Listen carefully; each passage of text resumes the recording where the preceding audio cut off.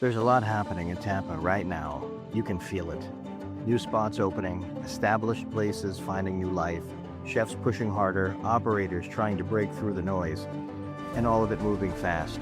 It's a real market, a hungry market, and if you're paying attention, there's a lot to learn from it. That's part of what makes today's show interesting. From Timpano in Tampa, we have Chef Nelly Buleje, a chef with deep hotel roots, serious range, and the kind of background that gives you both craft and perspective. He's worked across kitchens, across concepts, across cultures, and all of that shows up in how he approaches food and hospitality today. We also have Leigh Wilson from Creative Loafing, and today we're kicking off a new segment, What's Hot in Tampa Bay? Yeah, you heard it here first. This isn't noise, it's hype. It's a real look at what's getting attention, what's connecting, and what people in the business should be tuned into right now. Because food doesn't live in a vacuum anymore. It lives in the dining room, it lives on camera, it lives in conversation. And when all of that starts lining up, that's when things get interesting.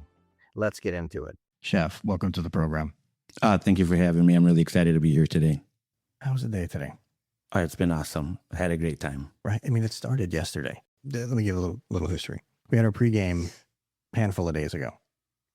And we spent about an hour on the phone. Got into a lot of conversation. That should have been the podcast, to tell you the truth. With that said, I decided to come out to the restaurant the other day just to get some B-roll. Caught you in action. Super excited about that. Saw one of the dishes you were making today, and I've been craving that dish since then. And here we are. So thanks for coming out. You made 2 banger dishes. I want to talk about them. What was that dish? What was dish one? Dish one that we did today was my branzino with a sun-kissed tomato pesto, and finished off with a little bit of fresh micro basils. So that's crispy skin, real flavor, and a hell of an eater. So the sun-kissed tomato pesto. Talk about that, because that's something a little bit different. Yeah, so I was challenged a little bit ago to use sun-dried tomatoes. I haven't cooked with sun-dried tomatoes in a really long time. Never been really a big fan of them, but somebody gave me a challenge, and I said, you know what? Let me get at it. It's a really beautiful pesto. It's vibrant. It brings every flavor that you can think of. There's earth tones to it. It's extremely herbaceous, and all of the flavors come together in the entire preparation of the pesto itself. We don't really cook it, but also we end up using the extra virgin olive oil that we brown the almonds in at the end to really bring the flavors together and have them come alive. And it did, especially with a little bit of that vinegar in there, and it gave it the pop. Yeah, I mean, dishes all have to be balanced, right? And when you're looking at an ingredient like a sun-dried tomato, it's really prominent in what its flavor is, right? So we put the fresh garlic, the shallots, and it's about 50-50 sun-dried tomatoes to herbs that go into it. And we have really live herbs. I have a decent palate. It's not the best palate in the world, but it's all right. You made the dish. Goes in the back, gets shot, comes back out. So I took a spoon. It was pretty damn good. And you took a smell of the bowl, and you're like, nah, it's missing something. And you use the vinegar. And you go, hold on, man, wait. And you put a little bit in, you do your mix. Everything came out of you just to mix. And you're like, now try it. And I took the bite, and I was like, you son of a... I was like, you're right on. Yeah, that's exactly what it was missing. Yeah, I mean, the beautiful thing about cooking is that you use all of your senses, right? And especially your nose, right? And when it was done, I was looking at it, and I was missing a little bit of that hint on the tip of my nose when I put my nose in there to smell it, and I was like, it needs a little bit of that vinegar to set off everything, right? So I double guessed it. You tried it, then you tried it again, and we were correct. Dish two. Dish two is our radiatori pasta. I actually serve that at the restaurant in Timpano. Dish one is actually going to be on the menu in a couple of months. So we got a little preview of that. But dish two came out about 2 to 3 months ago on my menu update. And it's a radiatori pasta. But what makes this dish really special is the Mornay sauce that I use for it. And the Mornay sauce is the beginning of a recipe that I actually learned from Giuliano Bugiali, amazing historic Italian chef, right? And that was 18 years ago, maybe, I want to say. And I've taken it and I've developed it and I've made different changes to it. And we serve that with, we've added white truffles to it, right? So it's a white truffle Mornay sauce, fire roasted mushrooms. I have a beautiful broiler in the restaurant that gets up to 1400 degrees. and we put the mushrooms in there so they get a little bit of a char in them. They get that little smokiness on them, right? And then we saute the pancetta, and then we add asparagus for that vibrance. So I mean, the dish just comes alive. It's all about balance, like I said earlier, right? You need to find a little bit of that in everything. I've never said a refreshing bite with something that had truffles in it. But for me, it was. It was, you take a bite and it was just beautiful taste. It had the funk, but it was wet. I don't know how to explain it. It had a brightness to it, and it was super easy to eat. Like I would eat 6 pounds of that. That's awesome. It's the truth. I didn't bring Leigh on yet, but she's shaking her head. Yeah, it's the truth, man. That's a banger dish, 100% banger dish. Thank you. I appreciate it. So, but you know, you're in restaurants now. You're at Timpano over in Tampa. You guys are Michelin recognized over there, but you don't come from restaurants. You come from hotels. What's it like making the jump from big hotel to smaller space restaurant? It's night and day. I'm going to be 100% honest with you. Everything from the culture, from how your day starts to what you're able to do.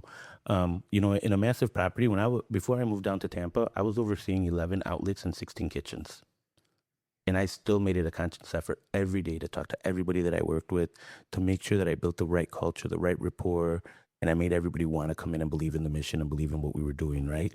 The difference with going to a brick and mortar standalone restaurant is I get to share much more of my intimacy and my love for food and for the kitchen, and really get to focus on developing the team that wants to be developed. And not only that, but I get to go out and talk to all of my guests. On a Friday, Saturday night, I'll hit 80 to 90% of all the tables in my restaurant. For a reference point, audience, he made deep eye contact with me the entire time he said that sentence. It was almost awkward, except it was so beautifully said and honest that I had to just embrace it. I'm just putting it out there. So you were just talking about how when you were, right, 11 venues, much larger space. But the truth is you started when you were 13. What do you understand now about being a chef that you would have never understood in your 20s? That's a really good question, right? I think that when I was in my 20s, I was more about conquering the world. How do I push the limits? How do I do this? How do I explode on the scene? And how do I do that? Versus today, it's just much more about sharing my love and my passion for food and bringing people together through the food. Being able to do that with the food that touches the tables. I think that's a really big difference, right? My whole purpose of, I've always cooked because I love to cook, and because cooking is important to me as an individual, because I grew up with it as my culture. Cooking is what brought the family together. Mexican, Guatemalan, Peruvian, Chicago, hotels, corporate work, all of that is layered into what you just said. That's what brings that out of you. Yeah, no, 100%, right? I mean, I've been very fortunate. I've been blessed, right? I've had the opportunity to work all across the United States. I've been able to travel everywhere, growing up as a first generation Latino with my parents having housing in their native countries. I've been able to travel as well. It all sums up and gives you a little bit of a different perspective, right? So all of that brings you together, right? And I'm fortunate that I was able to find what I love to do, right? And people make me laugh when they say find what you love to do and you'll never work a day in your life. That's not true. When you find what you love to do, you're going to work twice as hard as anybody else, because it's just that natural fire and that passion that comes together and builds throughout the years and throughout the experiences of being able to be everywhere. It's rare that you find a free ride. It just, you have to put the effort. If you don't put the effort, you might attain something. You might get somewhere. But at the end of the day, I think you really need to take your stripes. You need to, and I just said this last week, but it's the truth. You have to drag yourself over the coals. You have to learn. You have to be humble. You have to learn to be humble. And all that stuff happens over time. That isn't something most people are equipped with, coming out of being a teenager into your 20s and trying to learn something. Typically doesn't exist. You got to make your scars. Yeah, 100%. And you have to learn how to take them the right way, right? Everything's a learning opportunity. And that's the beautiful thing about what we do in our industry, is that if you can't learn 2 things every day that you go into work, you're wasting your time. I always tell my team that's whether you learn to do something right or learn to do something wrong, you're still learning, right? So You got to take those wins and those losses and turn them all into wins, because at the end of the day, that's what they are, and that's what's going to make you great at the end. Your heritage, where you're from. So I rattled off a bunch of places before: Mexico, Guatemala, Chicago, all these things. All of that is a part of who you are as a human being. You talk a lot about family and how the family and memory, all of that is tied together. How much of that is part of your culinary drive? 100%. Coming from a Latino family, right? And my mother had 11 brothers and 2 sisters. When you take a look at that, every celebration was family, but every celebration was centered around food.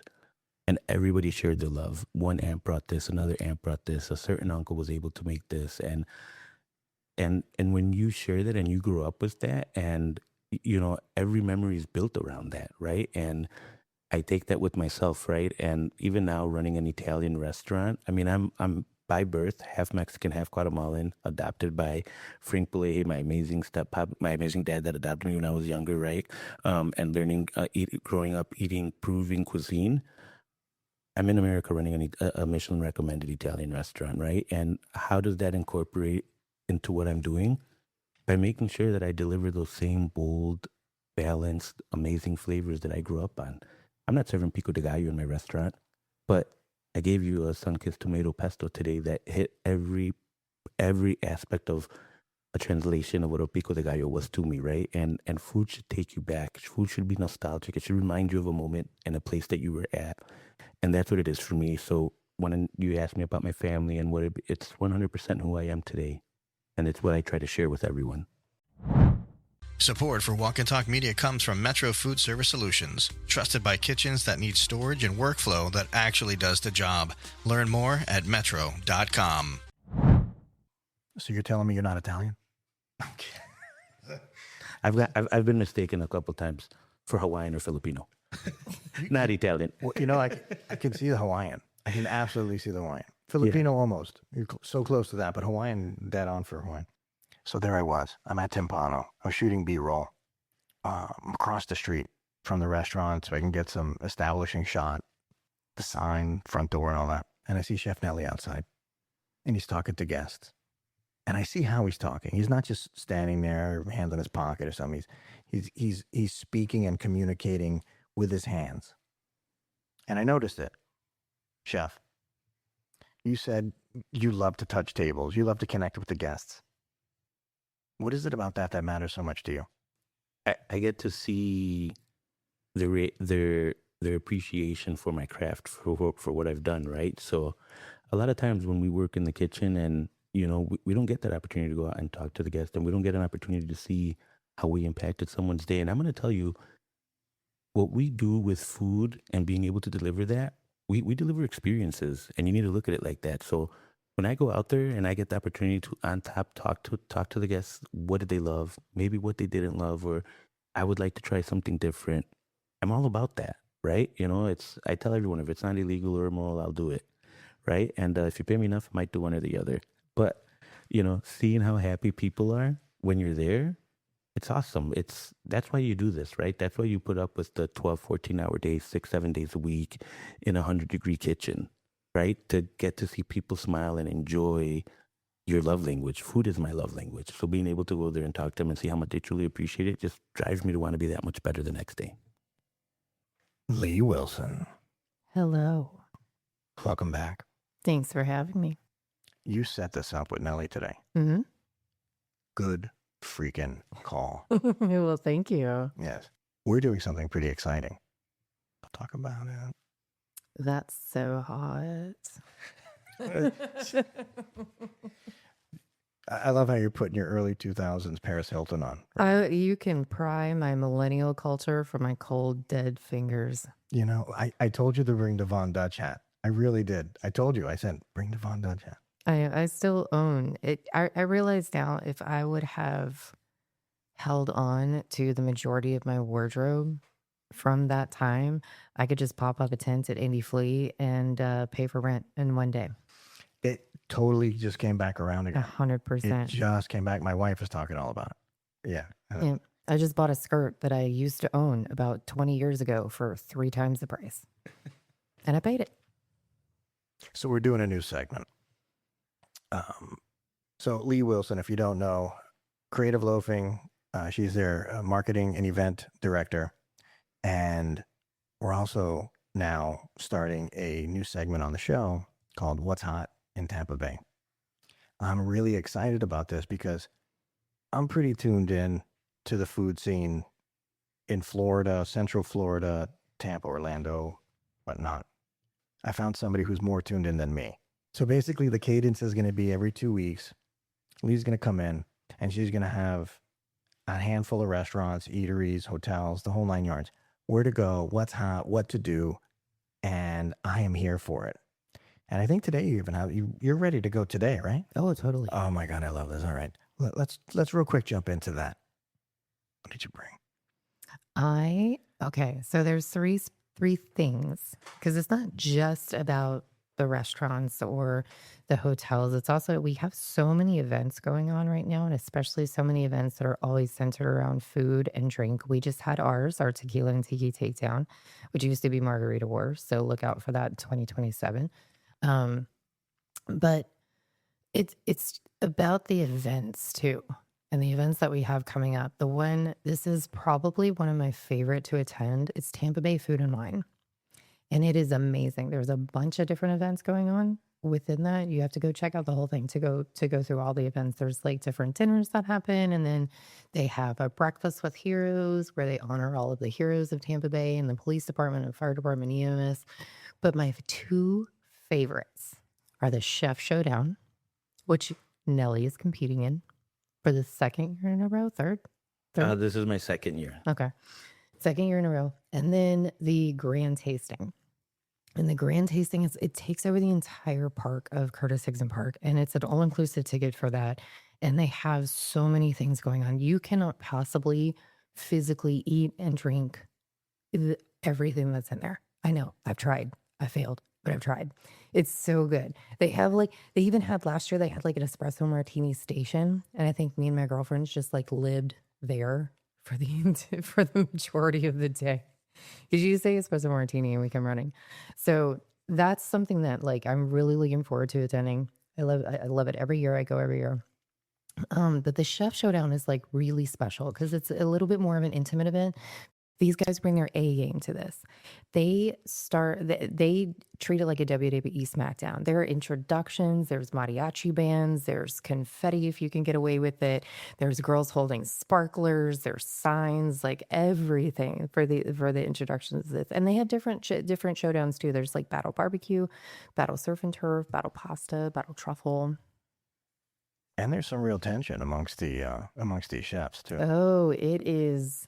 I'm not going to talk about any of that. Like I'm not going to be the one to spill beans like that. I won't do it. But I know because I talk to these cats, and I know I got all the tea. I'm not spilling it. I'm not going to do it. There's some smack talking too. It's great. So that one that's coming up next week. Really looking forward to that one. It's in April. Beautiful weather. Beautiful day. Gorgeous park. The other place that I went to the other day, and this was a surprise, was the new Oyster Bar in St. Pete. So if you're an old St. Petersburgian, you knew the Oyster Bar. Oyster Bar used to be on Central Avenue. It was the main drag there. Probably one of my earliest memories of moving to Tampa St. Pete. Moving to St. Pete was going to the Oyster Bar back in like 2007, 2008 or something. And it was, it was like your standard run-of-the-mill Oyster Bar right there. So they closed down a couple years ago and you kind of hadn't heard anything from them. And then they popped back up in kind of like the Grand Central District of St. Pete. So it's in a completely different neighborhood now. Oh my God. I love to eat raw oysters. So they did a great presentation of that. We had this like lobster gnocchi, and like gnocchi was like filled with little surprises of cheese too. So it was like pillowy puffs of flavor that just like exploded in your mouth with more cheese. And then plenty of lobster. I think because nothing makes me more mad than like eating like a sliver of lobster. This was like whole heckin' chunks of lobster in it. But the dessert. They have a lady chef dessert. I don't know who she is, but I need to meet her. So I took my daughter. I have a 9-year-old. She wanted to order the carrot cake. And I was like, ooh, win, right? We're getting veggies. They brought out this carrot cake, and it was an amazing carrot cake. But icing on top of it was this molasses cream cheese icing. Dear God, if I did not lick the icing off of this cake myself, it was phenomenal. It was the best carrot cake I've ever had. That's a big statement. You know, carrot cake is a funny thing, Mm-hmm. right? For people who enjoy the carrot cake, I won't eat it. I won't eat carrot cake unless it's a certain, like, it has to be wet. It has to be a wet carrot cake. And for that, I will eat all of it. Just in general, all of it. Walk and Talk Media is proudly supported by Rack Porcelain USA, creating durable, beautifully designed tableware for chefs and hospitality professionals. Learn more at rackporcelain.com. As I understand it, there's a chef, Jason, from Popol. Yes. And that's a hot place right now. Oh my God, we love it so much. Popo is the place that any one of my girlfriends, like in the girls group, any one of us have a birthday, that is our birthday spot. It is amazing. Not only are the flavors, it's really, really, really amazing food. The atmosphere is great, but you also, like, it's not a full plate of food. Like, he does tapas style portions, which is perfect because we all share each other's food. We all of us eat like this much. It's great. And the bar program, their drink program is beautiful. They have some really beautiful cocktails there. That sounds pretty hot right now. Oh, it's so hot. Pulpo is so hot right now. Say it. Come on, Hilton. Pulpo is so hot right now. That's hot. That's what I'm talking about. So I'm going to get a cease and desist from Paris Hilton. Here's the thing. Let's back up for a second. First of all, I'd love to have Chef Jason in-house, in studio, doing this. I think it'll be pretty dope. Oh, challenge accepted. Right? Well, wait a minute. There's more to this. You got Chef Nelly here. Mm-hmm. Tampa Bay Food and Wine. I think there's a little competition, right? Yes. Are you going up against Chef Jason? Yeah, I'm competing up against Chef Jason this year. We're battling, we're doing a battle surf and turf. So it's pretty exciting. I'm excited. Is this your first? This is not your first competition. No, this is the second year that I've done the chef battle here in Tampa, but I've been doing competitions forever. I was actually Cleveland's Iron Chef 2 years in a row there. Truth be told, this is the first competition I had ever lost in my career, was when I did the first one. So this is redemption. So Jason's got to be ready. These chefs bring their A game to this. This is like WWE SmackDown. They have intros, they have fireworks, like all sorts of stuff in this battle. It's amazing. At the end of this, there's a lot of action. These chefs, I mean, listen, by and large, everybody likes each other. But there's some serious, like, under the table stuff that nobody knows about. Mm-hmm. I'm privy to a lot of that. I would never, ever spill the tea. I would never divulge or share any of that. But I can promise you that this is real stuff. When these cats compete, it's real. Mm-hmm. And they don't want to lose. I think it actually should go into some WWE stuff. I would love to see the chefs pull the coats off and just go at it. I would dig that. I would pay for that. I'm just saying. I'm putting it out there. All right. You hear it out there. But so judges, who's judging? No, one of the judges is Chef Joe Dodd from King of the Coop. And actually, who has recently found his new home. We just ran an article about this. Recently found his new home here in Polk County. I would like to have him on the program too. Oh, he's amazing. All right. So all of these things are going to kind of like coalesce into this segment, what's hot. Mm-hmm. And, so,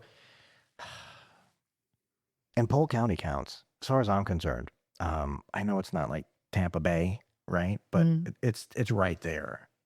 I think it's a greater Tampa Bay region. Like we cover a lot of Polk County stuff when we're doing Best of the Bay. We still cover Polk County stories and stuff. So yeah, it's absolutely part of the greater Tampa Bay region. All right, well, let's get Joe in the house. So what I think should happen also, here's what I'm thinking.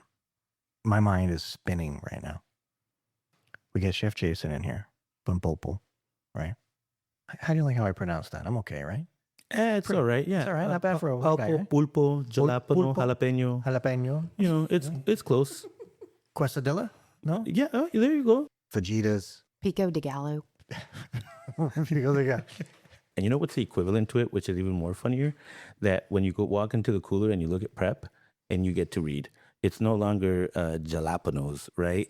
You're now writing marinara, right? It's the exact same you get to read when you're walking in the prep in the coolers. So what I think would be really terrific here, let me bring it back to some awesomeness I think we could pull off. Leigh, let's get Chef Jason in the house. And between you and me, nobody's listening. It's just the audience and stuff. We secretly have Chef Nelly just show up. And then there's a real throwdown. Oh, I volunteer as tribute for that. Absolutely. Yes. Immediately. I mean, you're smiling, Chef. Anytime there's a competition, I'm in. Are you down? Oh, 100%. You want to do this? Oh, I would love to do that. All right, Leigh? Oh, yeah. Totally. Okay. All right. So, That's so hot. right, I love it. I'm really in now. Are we going to have so much fun with this segment? That's the show right there. All right. What are the dates for Tampa Bay Wine and Food? It kicks off next week, starting on Wednesday. It goes all the way through on Saturday. Saturday's a grain tasting. My girlfriends and I always go. It's a blast. It is so much fun. 4 out of 5 hospitality professionals have faced at least one mental health challenge during their career. Stress, burnout, anxiety. These are everyday realities in kitchens, dining rooms, and bars across North America. The Burnt Chef Project North America is here to change that. They provide free, anonymous support, direct care, training, and self-care resources designed specifically for chefs, servers, and hospitality staff. From therapy services to educational modules, they're answering the call for help in one of the toughest industries. It can't be done alone. Your financial support makes this possible, ensuring that every hospitality professional has access to the tools they need to thrive. Join the movement in breaking the stigma. Email uscanada@theburntchefproject.com for donation details and mailing information, or learn more about the mission at theburntchefproject.com. So for the festival, I have Pooch Rivera, who's, is Team Walk and Talk. He's going to be in town, and we're going to be there. And I'm going to film. Pooch is going to interview, and we're going to do the round table of chefs that are there. And I can promise you, Nelly, we're gonna start some stuff. All right, we're gonna light some matches. I'm putting it out there now. I'm excited. And by the way, Pooch is a chef. He's from Louisiana, so he's our Louisiana New Orleans connect. All right, so he has his own fire, if you will. Like he's a special breed of individual, and he's gonna fit in well with this debaucherous group of you people. I'm putting it out there like that. Okay. Leigh, I know that you're out there in a big way, right? You're doing everything creative loafing one way or the other, and now we're adding this other layer. What else do you got for the audience? Oh, what is going to be so hot in Tampa, because they just opened literally yesterday. Quixote. Oh, let me tell you, that place is gorgeous. It's in the old. It's very unassuming. Like when you walk up to it, you wouldn't really know, because it's in the old speakeasy building. At the very end of South Howard, over towards the water on the Bayshore side of things, but it is beautiful inside. Even every little detail was thought out, with the laying of the tiles, and even the bathroom design. Women pay attention to bathrooms in restaurants, but the whole entire restaurant is beautiful and intimate, and it's dark and moody, and it goes so perfectly with the food. It's elevated Mexican cuisine, and they have a lady chef too. I almost took offense to what you said, as if us men don't care about the facilities. Okay, of course we care about that. I walk out of places because of the facility. Okay. Well, that's good. I just want to be real clear about that, all right? Because, I mean, look, Walk and Talk Media, we're not part of the gender wars and all that stuff, right? But at the end of the day, we want a clean bathroom too. But it's not just about cleanliness. It's also about the design of the it, decor. And aesthetically pleasing. Yeah. It has to be aesthetically pleasing. I'm as comfortable in a beautiful, well thought out restroom as I am out in the woods. I'm just saying, I'm comfortable either way, but I want it clean no matter where I go. It has to be clean. Yeah. Or I'm out. I prefer the beautifully designed restroom over the woods. Mm-hmm. I grew up with all sisters, so I definitely prefer the beautifully aesthetic bathroom over the woods. I am a no woods guy. I will tell you from my own experiences in the restaurant industry, this is a nugget of truth for those of you who don't know this. The women's restrooms are infinitely in worse shape than the male. Infinitely. And what I mean by that is it's a disaster zone in most of these female, the potties. I'm just saying. Well, we do more, and we like we have more to. There's hair, and then makeup, and then and whole discussions, entire friendships develop in restrooms with women. Breakups happen in restrooms. Like the girl group gets together, the girl group convenes, the council convenes in restrooms, and you might have just met the council that night too. But there is a council convening in women's restrooms that will make decisions that will affect the rest of your life. This session of Walk and Talk Media is made possible by Citrus America, delivering fresh Florida citrus and juice solutions to food service professionals nationwide. Learn more at citrusamerica.com.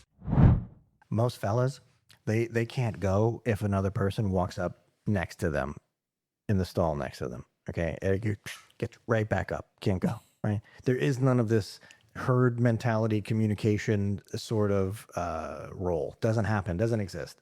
No, we're multitaskers. Wow. Yeah, we got stuff to do. We're very busy women, and we are very efficient.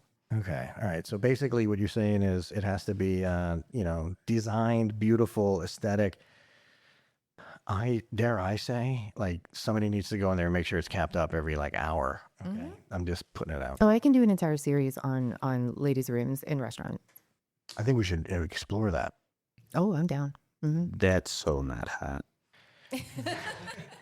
Back when the internet was new, back maybe 20 years ago, I wanted to have a website dedicated to people who didn't wash their hands. I wanted to do that. And I mean, literally photos, images, call them out, put them out on blast. I believe in that. The only good thing that came out of COVID was people started washing their hands. That was the thing.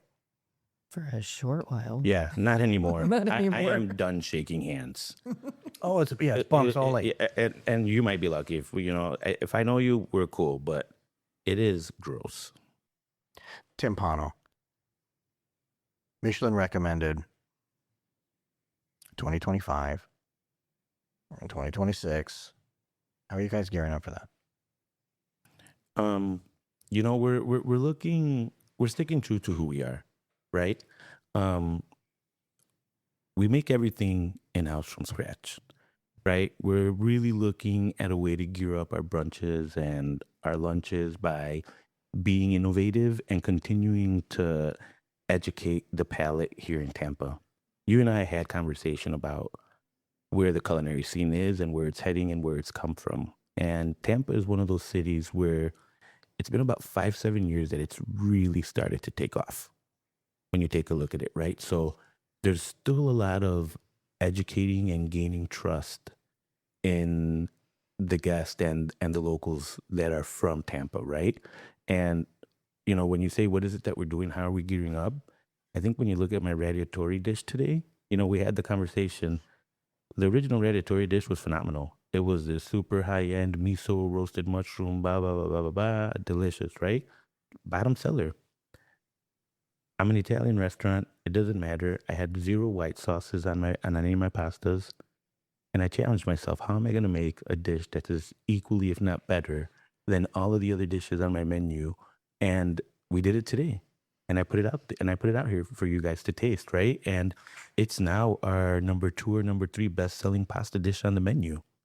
So when we're looking at food in that facet, right? I'm looking at food in that way, right? And we're going to really continue to gear up our food and beverage programming while we're there, but still doing it in a way that's comfortable and recognizable for the guest. And you have to bring it to the masses. And that means it has to be shot. It has to be seen. There needs to be video. People need to talk about it. And the truth is, Michelin does a lot of great things. and they bring attention to restaurants. They bring attention to chefs. And it's a beautiful thing. Did you see the photography that came out of the camera today with this guy, John? It was amazing. It really was. To be able to see how the two of you were able to capture what was put out on a plate today was phenomenal. And that's the beauty about today's technology. That's the beauty about being able to have a camera on a number of different devices, right? But the amazing job that you guys today to show that off was phenomenal. I mean, those dishes look beautiful. In my opinion, it's not going anywhere. It's not going to stop. It isn't something where you're like, oh, I guess I'm not going to take pictures of my food. It's just the way it is. It's kind of embedded into the psyche now. It's societal. So with that said, you get dudes like John and, there's people out there doing phenomenal work. Yeah, we do video too and all that stuff. But there's something about a still image that's captured in the moment with the right light, with the right shade. Shade? No. Shadow. That's what it is.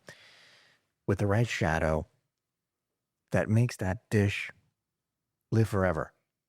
It literally lives forever. And it travels. And that dish goes all over the place. And you know what? Even somebody with their iPhone at the dinner table, and all of a sudden it ends up on Yelp or what's the other big one right now? Open Table. Or it winds up on Yelp or Open Table or whatever. That's you. That's you on the internet forever. How are chefs dealing with that? I think it varies on generations, right? Like I said earlier, I'm the last of the classically trained old school chef generation, right? And I'm 41, all right? I'm not 55, 60, 65, right? But 41, right? So I got the last of that, right? So, before it was a much more hidden profession, right? Recipes weren't shared, you weren't writing them down, and with the way technology is evolving. Support for Walk and Talk Media comes from Crab Island Seafood Dip, creating chef-driven crab dips made with real seafood and bold flavor. Learn more at crabislandseafooddip.com. So when you look at it, regardless of the generation that you are, there's so much competition popping up on a daily basis. I mean, I can't tell you. I think I have 3 Italian restaurants popping up over the next 2 months within a mile radius of where I'm at. So to be able to have our food shared via the web or whatever social media platform that may be, it really gives us an edge. It gives us an opportunity. I get to show you at home, in your living room, at the park, in the girls' restroom with all your girlfriends having a meeting as to where you're going to hang out next Friday. You get to look and be like, oh my God, we're going to Chef Nelly. We're going to Timpano and we're going to have Chef Nelly's Radiatori. Or we're going to go to Timpano and we're going to do the parm wheel. I get to invite you into my restaurant, into my kitchen. I get to invite you into my mind without having to have you yet sit at my table. I think Timpano has legs. It always has. And I told you a story. I'm not going to get into it, but I told you a story 20 years ago from Timpano down in Fort Lauderdale. It's always been a great concept. Even through its changes, it's special. It needs to be brought to the highest pinnacle, right? What gets people in the door at your restaurant? Outside of the basic answer, consistency, right? It's, that's a huge one. Consistency is massive, but outside of consistency, it's staying relevant, right? It's continuing to push those boundaries. It's being able to get word of mouth of the amazing experience, right? It's being able to I have guests that come in because I take pictures with other guests that are sitting at my table and they're like, oh my God, I hung out with the chef tonight, or he came to my table, and they get to share that, and they get to come and they want to come in and look for me because they know that that's an experience they're going to get at my restaurant. Right. So, it's making sure that the flavors are there, that, that we're looking at not only trends, but lifestyle changes in how people eat and making sure that we're adapting to that as well. Do you know what's funny? I walk into any restaurant, and if I have a camera rig, gimbal and the thing, everybody looks at it. Everyone. Side eye. You know, like, what's he get to do? What's up with the camera, right? What's happening today in food is really groundbreaking. I mean, if you go back to the, 90s, 80s, nobody wanted to share information at all. Like, everything was a whisper. Now everything in your life is just everywhere. And you can't escape it. When they're in the bathroom, when that gaggle of women is in the bathroom doing the things that they're doing, they're all taking the pictures in the freaking window in the bathroom. Mm-hmm. I don't know where we are in the world today. Like I recognize it now because we've been in it, and I guess I embrace it. We have a media company, right? We work with microphones and cameras and lights and all that. Chef, how much of a restaurant success today is about the product itself, and how much of it really is about being seen and talked about? That's a great question, right? And I think that they both come hand in hand with one another, right? It's if the product is amazing,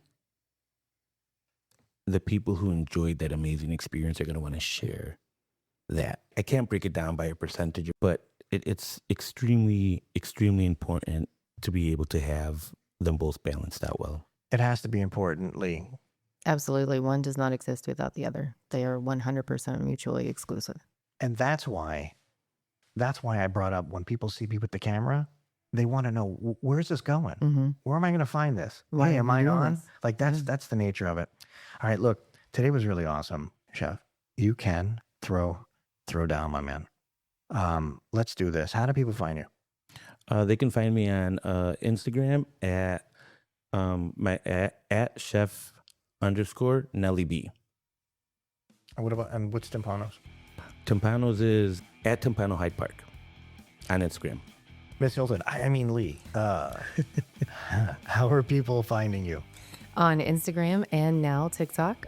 We just celebrated 10,000 followers on TikTok. You can find us at CL Tampa Bay on Instagram, TikTok, the Facebooks, the YouTubes, anywhere.